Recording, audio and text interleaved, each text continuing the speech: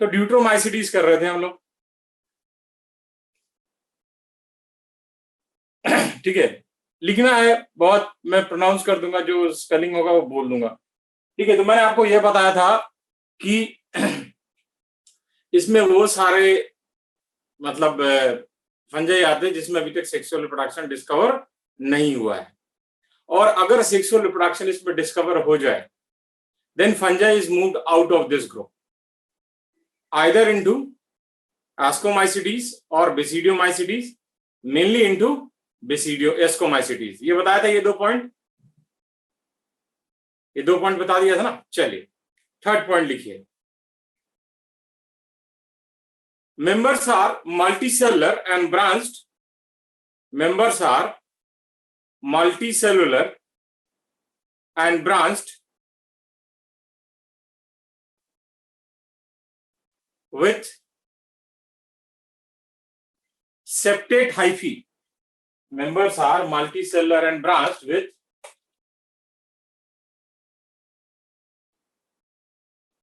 septate hyphae। ठीक है, septate hyphae पता है ना, जहां पे क्रॉस वॉल प्रेजेंट। ठीक है ना, जब आप इसके मेंबर्स को देखेंगे ड्यूट्रोमाइसिटीज के, तो they can be parasitic, saprophytic, but mainly they are decomposer and play very important role in mineral cycling. मैंने क्या कहा कि members can be parasitic, saprophytic, but mainly अगर आप देखेंगे तो they are decomposer and play very important role in mineral cycling. मतलब क्या है कि ये जैसे कोई प्लांट या एनिमल का डेथ हुआ तो उसको डिकम्पोज करने में हेल्प करेंगे, फिर वो डिकम्पोज करके फिर से उससे न्यूट्रिएंट रिलीज हो जाएगा, फिर वो न्यूट्रिएंट सॉइल में जाएगा और सॉइल से फिर वापस वो प्लांट एब्जॉर्ब कर लेगा। That is mineral cycling. थोड़ा down, members can be parasitic, members can be parasitic, saprophytic, members can be parasitic, saprophytic or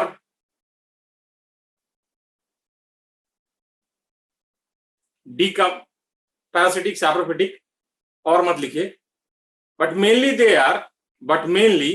they are decomposer, but mainly they are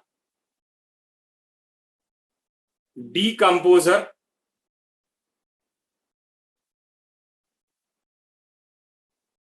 and play important role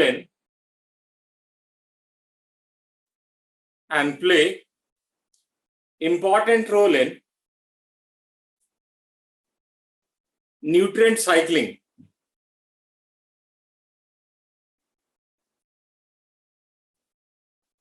Play important role in nutrient cycling or mineral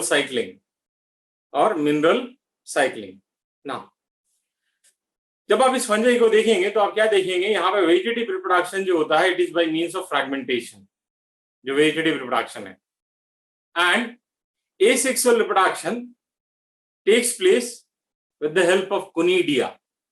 ठीक है, देखो यहाँ पे sexual reproduction होगा नहीं, तो या तो वेजिटेटिव होगा या एसेक्सुअल होगा। थोड़ा down, vegetative reproduction takes place by means of fragmentation. Vegetative reproduction takes place by means of fragmentation, and asexual reproduction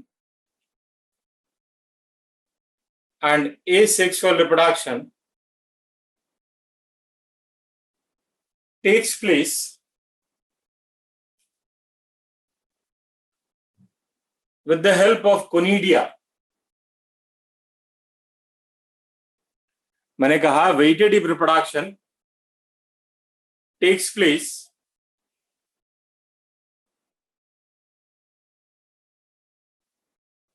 with the help of fragmentation,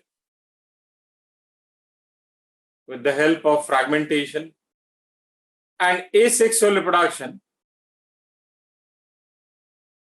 and asexual reproduction takes place with the help of conidia. Asexual reproduction takes place with the help of conidia, CONIDIA. ठीक है, next point, examples. अच्छा देखो यहाँ पे ना नाम सब बड़े आपको लगेंगे, पहली बार आप सुन रहे हो तो बड़े अजीब अजीब से नाम आपको लगेंगे, ठीक है, तो उसका टेंशन नहीं लेना है, सब कुछ रटने की जरूरत नहीं है। आप ये सोचोगे कि आप सब रट लोगे और आप कर लोगे, तो ये पॉसिबल नहीं, तो रटने की जरूरत नहीं है, ठीक है। आपको क्या करना है कि क्वेश्चन प्रैक्टिस करना, ये नाम धीरे धीरे बार बार आपके सामने आएंगे तो आपके ध्यान में आ जाएगा। आप पूरा रटने की कोशिश मत कीजिएगा सारे नाम, ठीक है। टंग ट्विस्टर्स है यहाँ पे नाम, ठीक है, पूरे फंजाई में बहुत सारे ऐसे नाम, बहुत सारे नहीं, मतलब है 10-12 नाम आपको याद, 15 नाम आपको याद करने पड़ेंगे, वो याद हो जाएंगे क्वेश्चन प्रैक्टिस करते करते, ना कि आप उसको बैठ के रट रहे हैं ये, ठीक है। ओके, ना first example is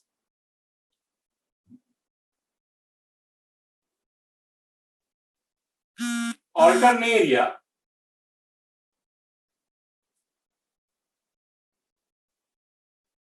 solani. First example is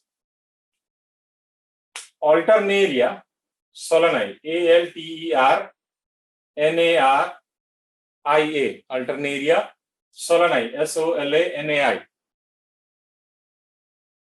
Alternaria solani.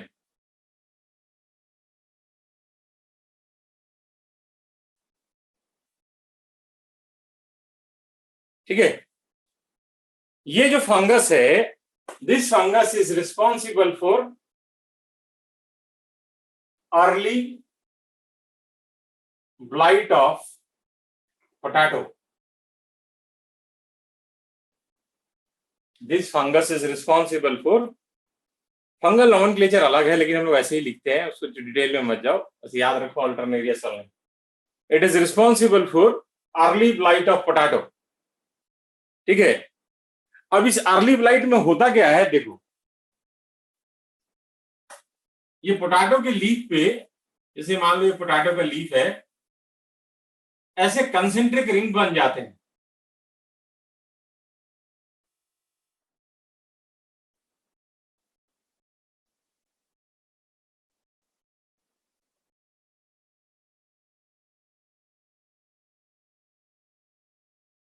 ठीक है, इस तरह के कंसेंट्रिक रिंग्स बन जाते हैं। आप जब इन रिंग्स को देखोगे तो जो शूटिंग रेंज में टारगेट होता है ना, उसकी तरफ दिखने में लगता है, जहां पे निशाना लगाते हैं, and that's why this is also referred as target spot disease. We also call it target spot disease. Third on, in this disease, there is formation of, in this disease, there is formation of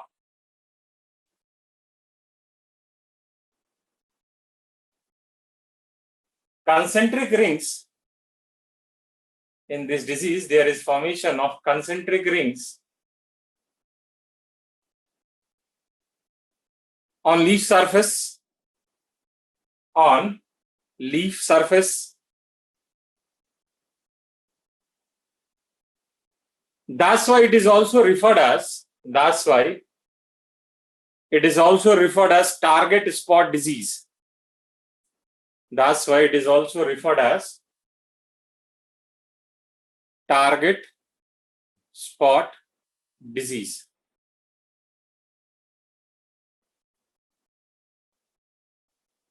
There is concentric ring on the surface of leaf. There is development of concentric ring on the surface of leaf. That's why it is also referred as target spot disease. Disease हो गया तो ठीक नहीं कर सकते, मतलब pre treatment करते हैं सीड का प्रिवेंट करने के लिए या रेजिस्टेंट वैरायटी यूज करते हैं, लेकिन एक बार हो गया तो फिर आपको क्रॉप डिस्कार्ड करना पड़ेगा। ठीक है ना। सेकंड एग्जांपल लिखिए। Second example,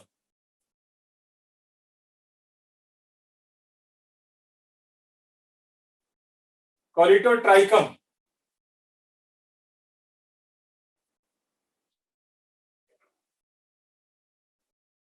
COLLITOTRICHUM, colletotrichum.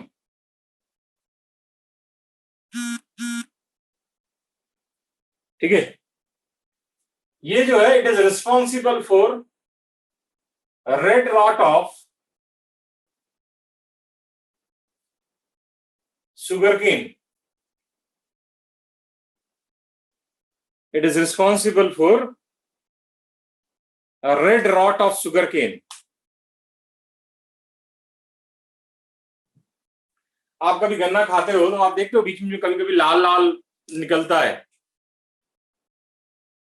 ठीक है, that is red rot of sugarcane. Okay ना। थर्ड लिखिए, third example,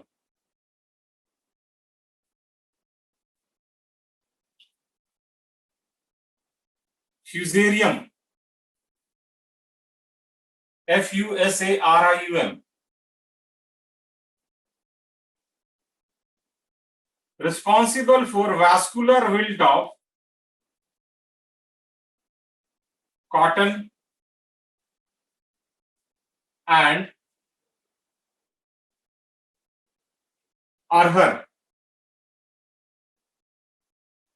vascular wilt of, sir अगर इसे गलती से खा ले तो बॉडी को हार्म करता है क्या? नहीं हार्म करता, सब डाइजेस्ट हो जाता है। ठीक है, vascular wilt of cotton and अरहर। ठीक है, फ्यूजेरियम ना। विल्ट का मतलब क्या होता है? विल्ट का मतलब होता है सूखना। ठीक है, तो ये फंगस करता क्या जिसके कारण प्लांट सूख जाता है? ये फंगस ये करता है कि जैसे, ठीक है, फंगस इन्फेक्ट करेगा, इसका जो हाइफी होगा वो जाइलम को ब्लॉक कर देगा, जाइलम वेसल को जो वाटर ट्रांसपोर्ट करता है प्लांट में। अरहर, अरहर ARHAR, अरहर दाल नहीं होता, अरहर दाल, तूर जिसको कहते हैं। ठीक है, तो ये क्या करता है कि प्लांट को इन्फेक्ट करेगा और उसके जाइलम को ब्लॉक कर देगा। तो जाइलम ब्लॉक हो गया तो वाटर सप्लाई रुक गया, और वाटर सप्लाई अगर रुक गया तो प्लांट सूख जाएगा। दैट्स व्हाई से वास्कुलर, क्योंकि जाइलम वास्कुलर टिश्यू है, that's why we call it vascular wilt of cotton और अरहर ना। नेक्स्ट, फोर्थ,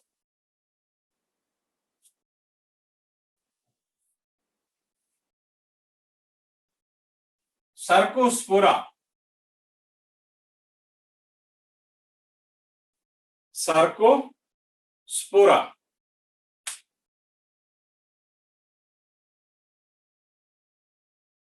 ठीक है, ये जो सर्कोस्पोरा है, ठीक है, this is responsible for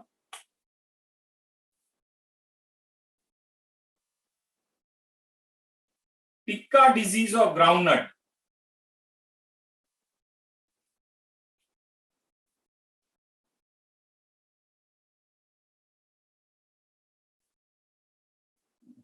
tikka disease of groundnut, TIKKA, tikka disease of groundnut. इसमें क्या होता है कि लीफ के सरफेस पे बहुत सारे ब्राउन ब्राउन स्पॉट्स डेवलप हो जाते हैं, जिसके कारण क्या होगा कि लीफ का जो फोटोसिंथेटिक एरिया वो डिक्रीज कर जाएगा, तो प्लांट का प्रोडक्टिविटी डिक्रीज करेगा और प्लांट का डेथ हो जाएगा, क्योंकि उसको पूरा प्रॉपर वो खाना बना नहीं पाएगा। ठीक है,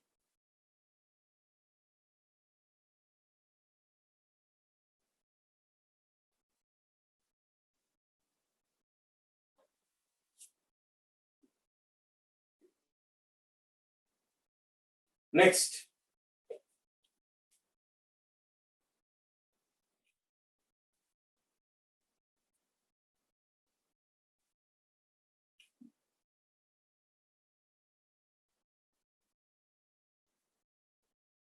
अगला जो है दैट इज, जो भी नंबर होगा आप लिख लीजिएगा। Next is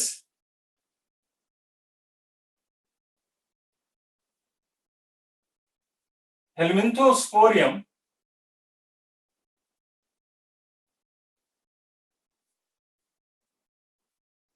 oryzae, next is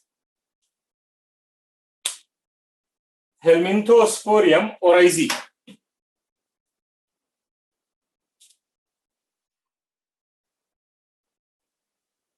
ठीक है, ये जो फंगस है, this fungus is responsible for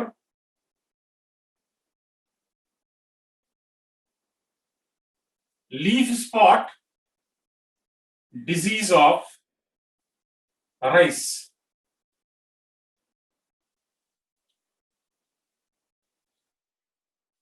Helminthosporium oryzae,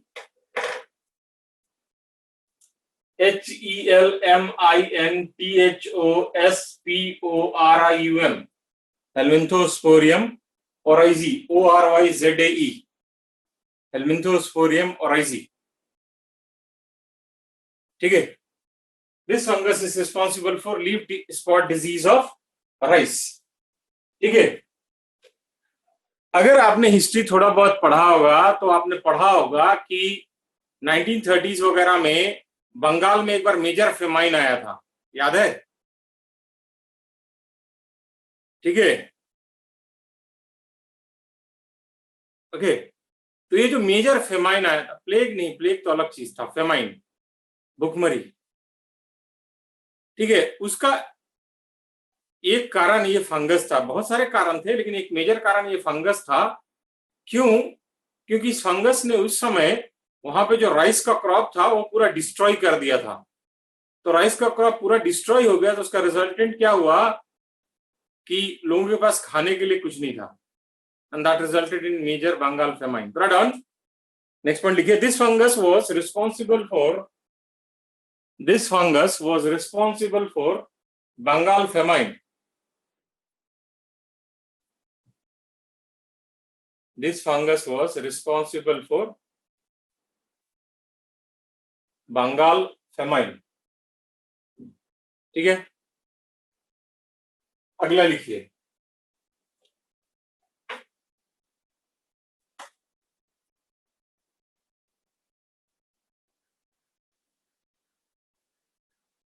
trichoderma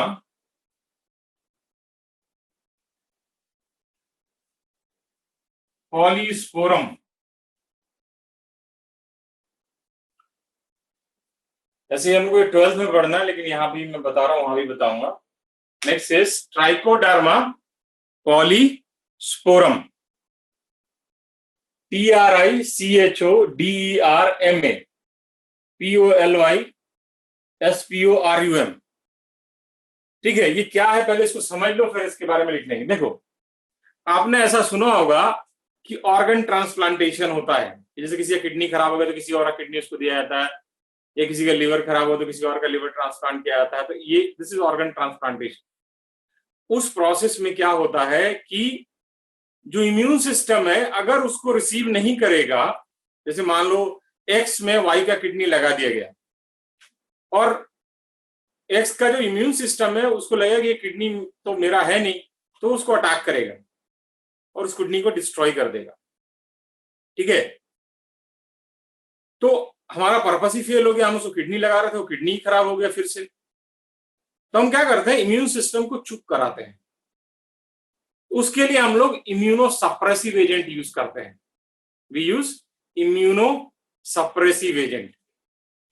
ठीक है, और ये जो इम्यूनो सप्रेसिव एजेंट है वो इसी फंगस से मिलता है. ठीक है, this fungus is source of a chemical that is cyclosporin A.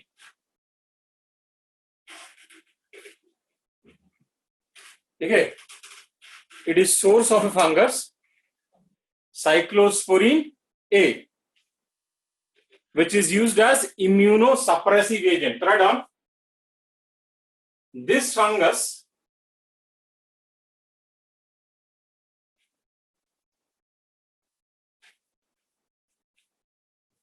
is source of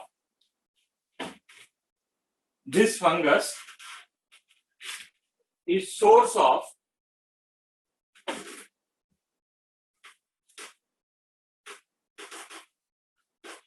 a chemical cyclosporine A chemical cyclosporine A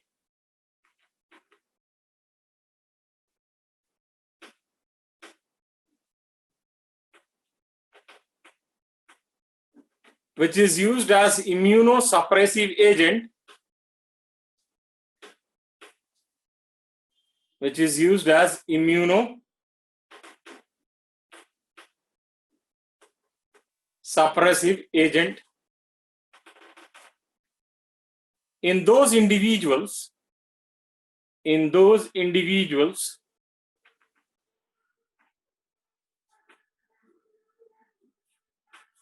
who have undergone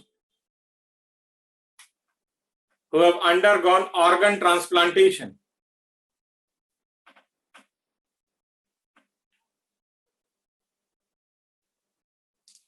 Who have undergone organ transplantation.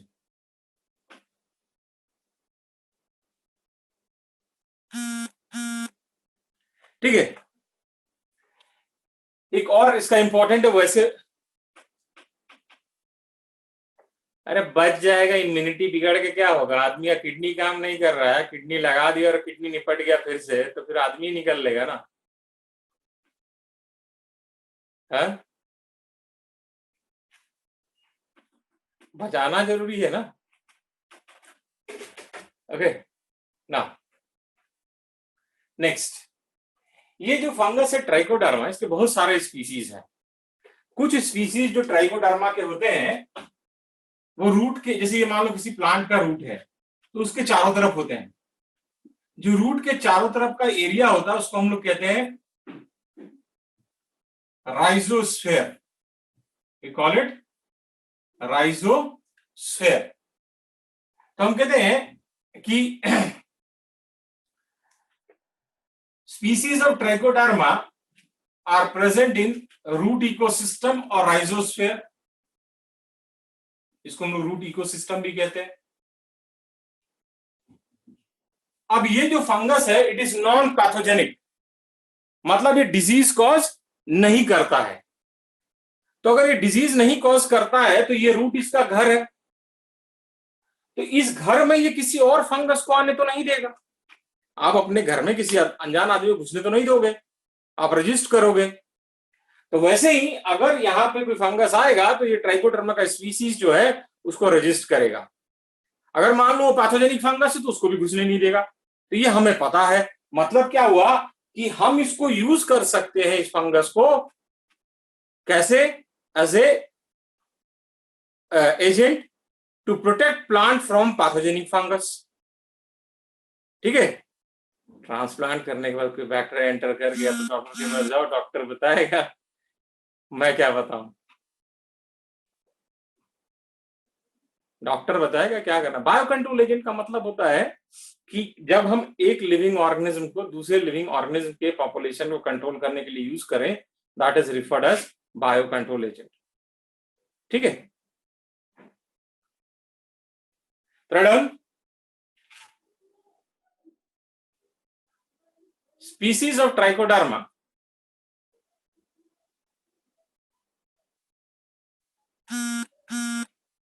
species of trichoderma present in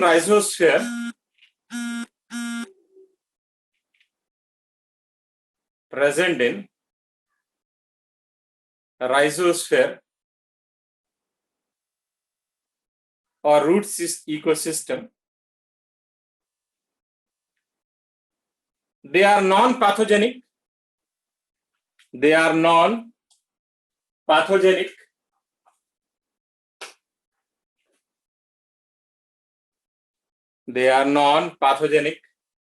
and used as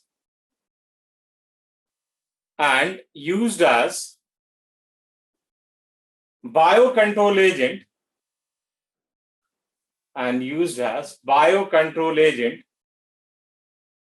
against pathogenic fungus. against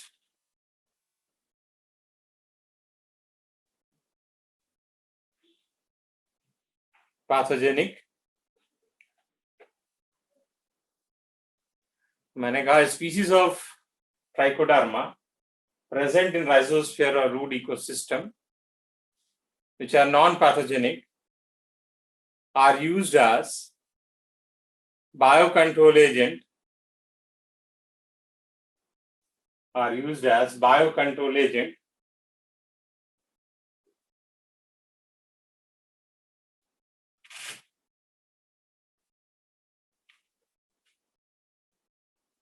against pathogenic fungus, ठीक है। तो काफी है, Deuteromycetes हमारा हो गया, ठीक है। सर क्या बोल रहे हो यार,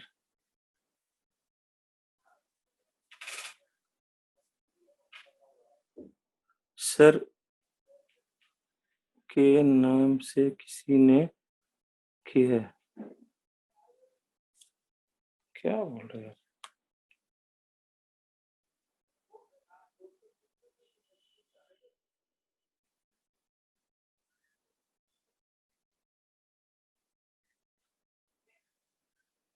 तो तुम लोग कहाँ पे चैप्टर से कहाँ चैप्टर समाप्त?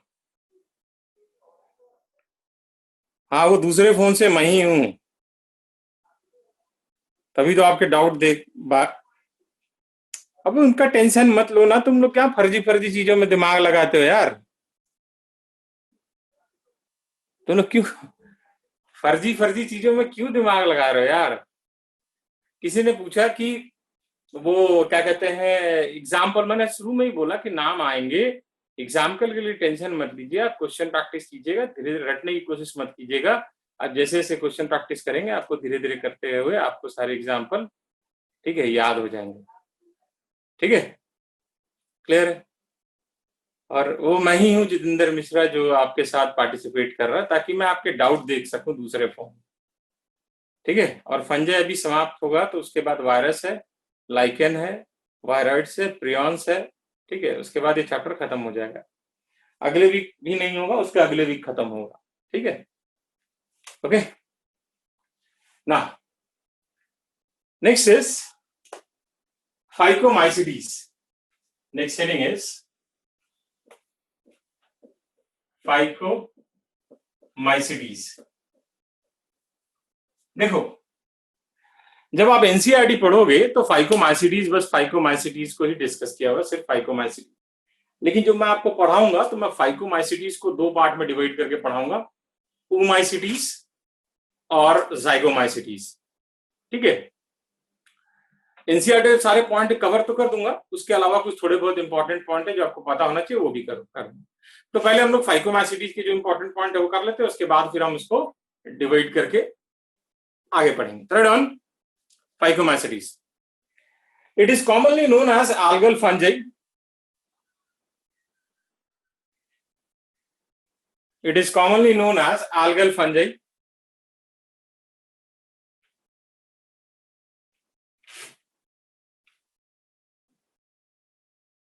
They are found in aquatic habitat,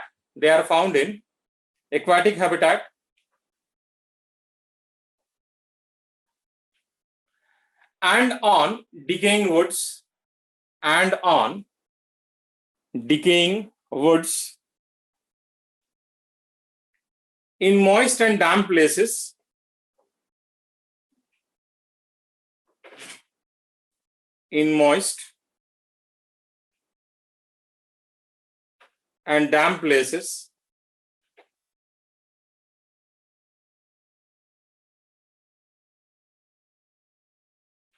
or as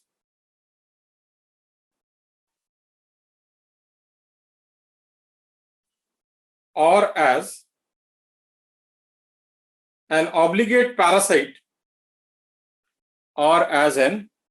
obligate parasite on plants.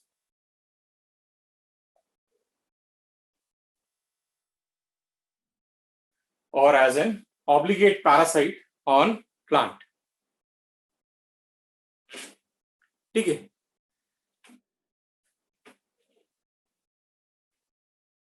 commonly known as algal fungi. First point, found in aquatic habitat and on decaying woods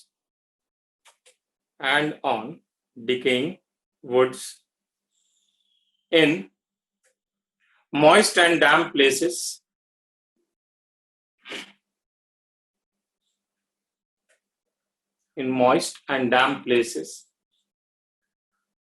or as obligate parasite obligate parasite का मतलब होता है कि बिना host के जिंदा नहीं रह सकता, ठीक है। ऑब्लिगेट वर्ड जहां लग गया मतलब उसके बिना वो जिंदा रह ही नहीं सकता, मतलब उसका मोड ऑफ लाइफ साइकिल हमेशा पैरासाइटिक रहेगा। अगर पैरासाइट होस्ट नहीं है तो नहीं सर्वाइव करेगा। As obligate parasite on plants, ठीक है।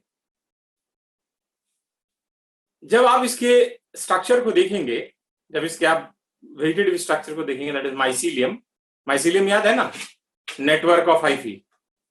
तो जब आप इसके माइसीलियम को देखेंगे तो आप क्या देखेंगे, जो माइसीलियम होता है, ठीक है, वो एसेप्टेट होता है। एसेप्टेट के लिए हम लोग एक और वर्ड यूज करते हैं, दैट इज सिनोसिटिक। तो नेक्स्ट पॉइंट लिखिए, they have aseptate mycelium, that is their thallus का मतलब होता है ऐसा बॉडी जहां पे डिफरेंशिएशन नहीं, जैसे प्लांट में रूट है, शूट है, लीफ है, तो डिफरेंशिएशन है, और जो बॉडी डिफरेंशिएटेड नहीं है उसके लिए वर्ड हम लोग यूज करते हैं thallus. That is their thallus is coenocytic, their thallus is सिनोसिटिक।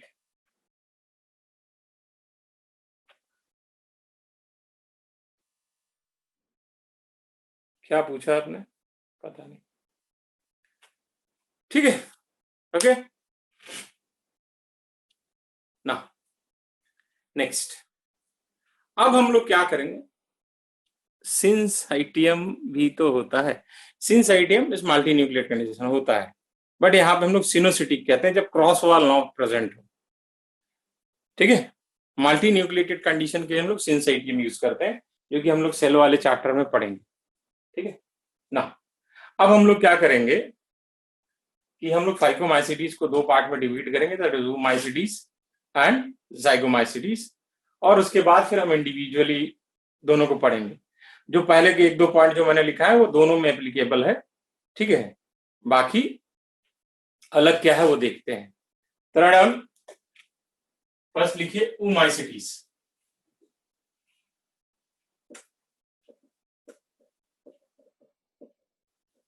Oomycetes,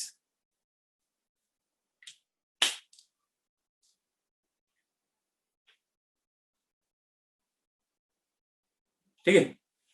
अगर रियल सेंस में देखा जाए, ठीक है, तो रियल सेंस में ओमाइसिटीज को ही algal फंजाई कहा जाता है, ठीक है।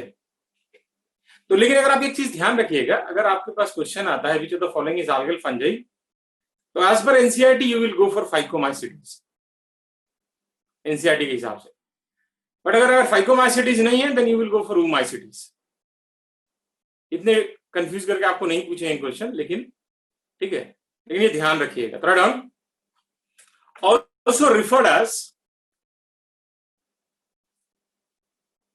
algal fungi,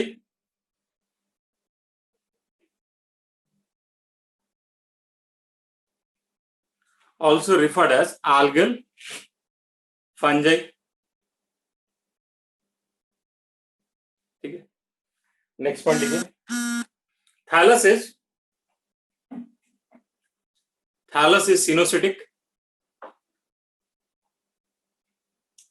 thallus is sinusitic.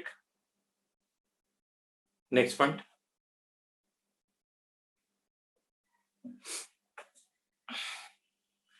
अब यहाँ पे एक बहुत इंपॉर्टेंट डेविएशन आता है। अगर आपको याद होगा तो मैंने आपको बताया था कि फंजाई में सेल वॉल जो है काइटिन का बना होता है और कुछ केसेस में सेलुलोज का बना होता है। ये वो ग्रुप है जहां पे सेल वॉल जो है सेलुलोज का बना होता है। ठीक है, third here cell wall is here cell wall is cellulosic. Here cell wall is cellulosic. बहुत इंपॉर्टेंट डेविएशन है। कभी कभार क्वेश्चन, एक बार शायद अभी तक क्वेश्चन है, लेकिन बहुत अच्छा क्वेश्चन बन सकता है इससे। जनरली हम लोग फंजाई में मान के चलते हैं कि सेल वॉल जो है वो काइटिन का है। ठीक है, next point, vegetative reproduction takes place by fragmentation.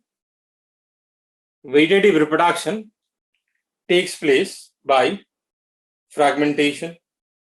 Asexual reproduction can take place with the help of motile, zoospore or non-motile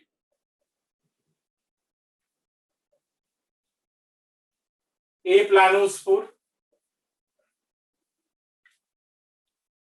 Asexual reproduction can take place with the help of motile, zoospore or non-motile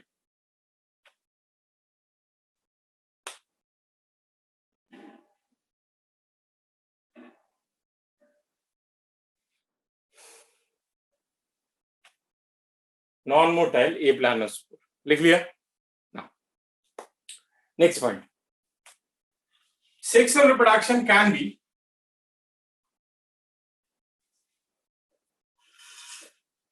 sexual reproduction can be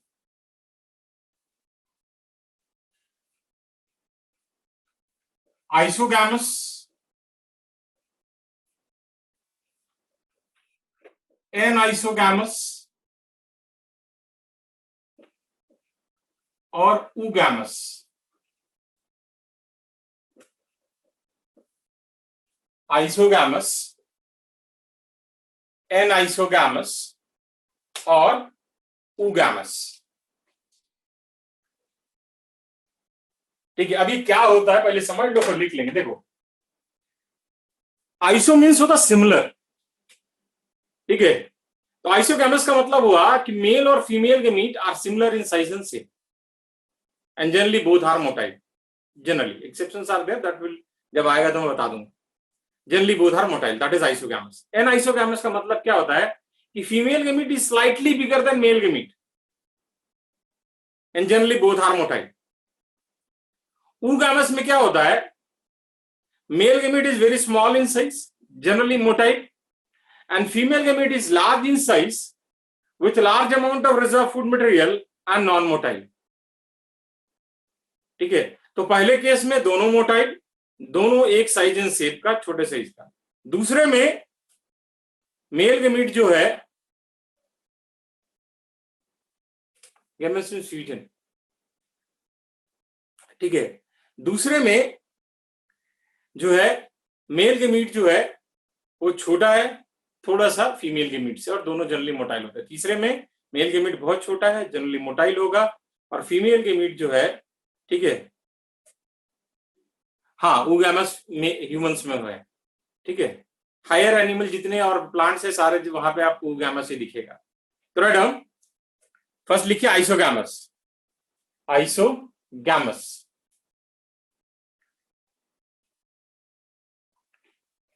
here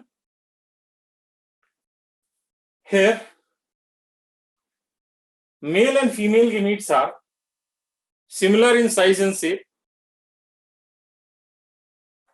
Male and female gametes are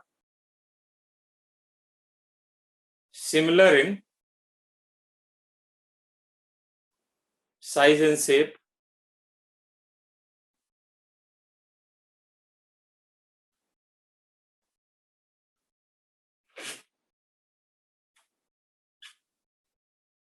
and generally both are motile, generally both are motile.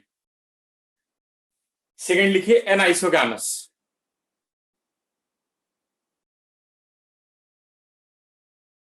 N isogamous. Here female gamete is slightly bigger than male gamete. Here female gamete is slightly bigger than male gamete, and generally both are motile. Generally both are motile. ठीक है, female gamete is slightly bigger than, female gamete is slightly bigger than male gamete, and generally both are motile.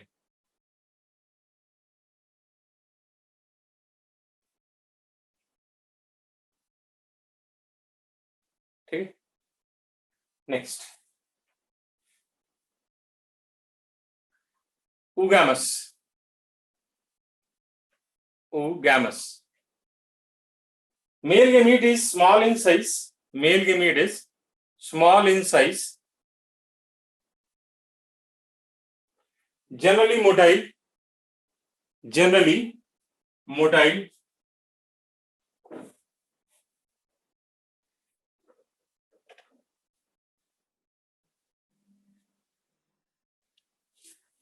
and female gamete is large in size, and female gamete is large in size, non-motile, non-motile,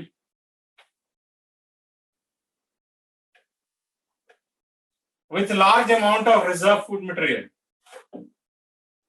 with large amount of reserve food material. ठीक है, oogamous repeat कर दो। मैंने कहा mail gamete is small in size, generally motile, female gamete is large in size, female gamete is large in size,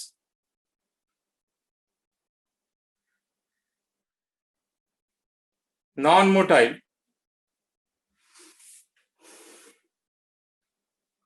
with large amount of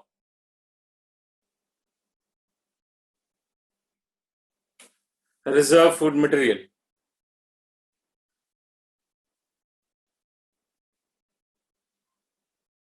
ठीक है, लिख लिया ना। अब यहां पे एग्जाम्पल हमारे लिए बहुत इंपॉर्टेंट है। दो एग्जाम्पल शुरू वाले आपको हर हाल में ध्यान रखना है, बहुत बार क्वेश्चन आया है, आगे भी आएगा। मैं 4 एग्जाम्पल बताऊंगा आप, लेकिन शुरू के 2 हर हाल में याद रखिएगा।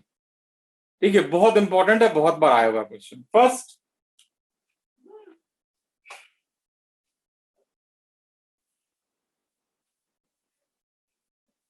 Phytophthora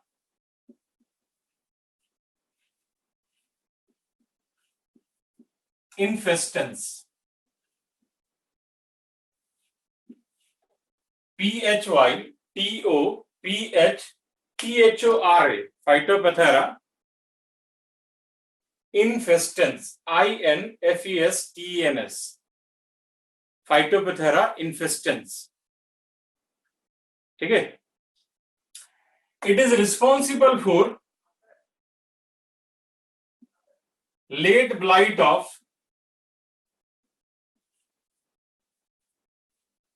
potato. It is responsible for late blight of potato.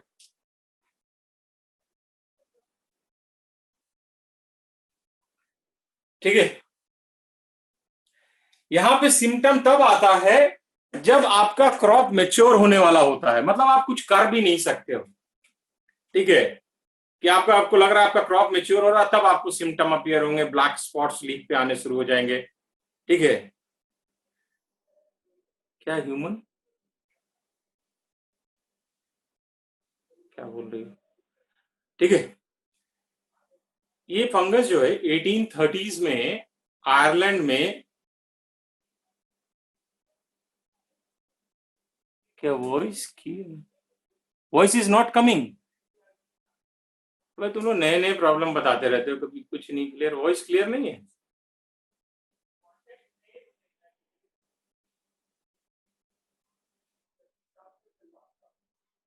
Okay, तो आयरलैंड में 1830s में एक मेजर फेमाइन आया था, ठीक है, और उस फेमाइन में बहुत सारे लोग मर गए थे।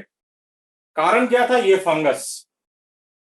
इसने क्या किया था कि पूरे पोटैटो के क्रॉप को डिस्ट्रॉय कर दिया था, और पोटैटो वहां का स्टेपल फूड था, तो लोगों के पास खाने के लिए कुछ नहीं। Write down, this fungus was responsible for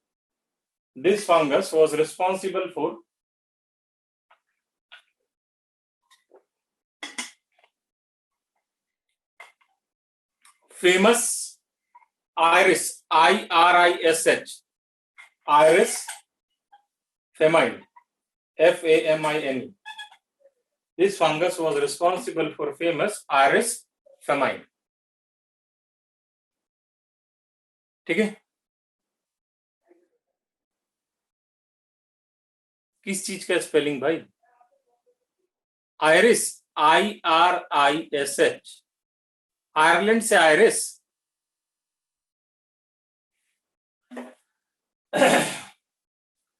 IRISH, iris famine. Okay ना, सेकंड फंगस, ये भी नाम आपको हर हाल में याद रखना है।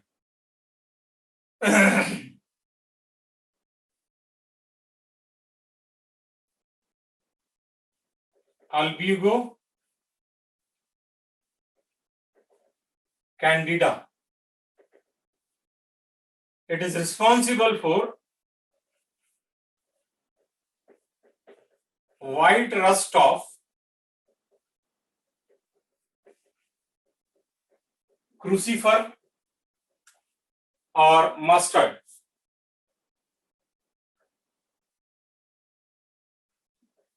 Albugo candida, it is responsible for white rust of crucifer or mustard.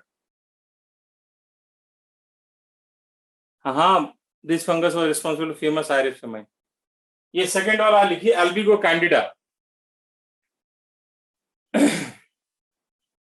It is responsible for white rust of crucifer और mustard.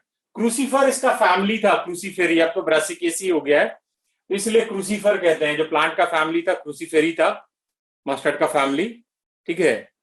तो उसमें ये व्हाइट रस्ट कॉज करता है। आपके लीफ के पीछे आप देखोगे, आपको व्हाइट व्हाइट स्पॉट्स दिखेंगे।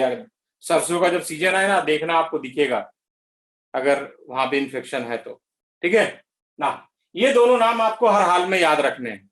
दो और नाम बता रहा हूं, बस ध्यान में रखना, याद वाद मत रखना, कभी बाई चांस क्वेश्चन गाइड में मिलेगा, एग्जाम में नहीं आएगा, आप फिर मेरे से पूछोगे कि ये कौन करता है, तो मैं उसके लिए सिर्फ बता दे रहा हूं। एक नाम है थर्ड, पर्नोस्पोरा,